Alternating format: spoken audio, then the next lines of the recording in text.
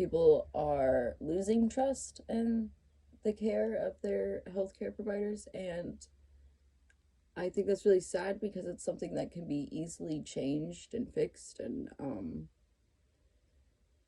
then it's, maybe it's not my problem to solve, but the least I can do is listen. So sometimes it's important to just be the person aware of the problems.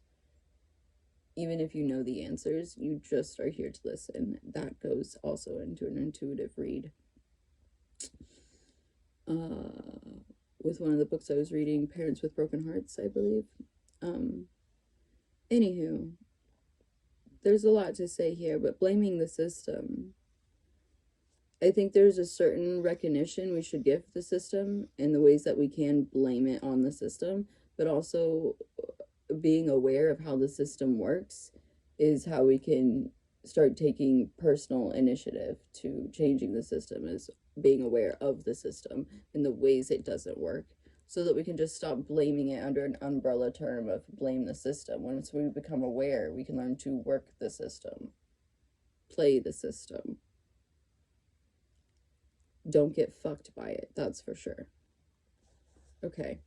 Much love, Earthlings. The last word I see is hot sex. And when I imagine something to make me more excited or more into sex, those are the kind of fantasies and scenarios I think about in my head. I think about those scenes in the movies when the girl says, no, no, no, no, and then it turns into great hot sex. Ew. Ew. I mean, no offense if you have like an NCN kink, but where does that come from? You know? Like, we look in, I'm talking about non-consensual consent. Now, this is my YouTube, so I can speak a little more freely. It's not TikTok anymore. But if you have different kinks that might be deemed socially inappropriate or disturbing, toxic. I was in the BDSM community for a few years. Never much like involved with the community, but online I was, and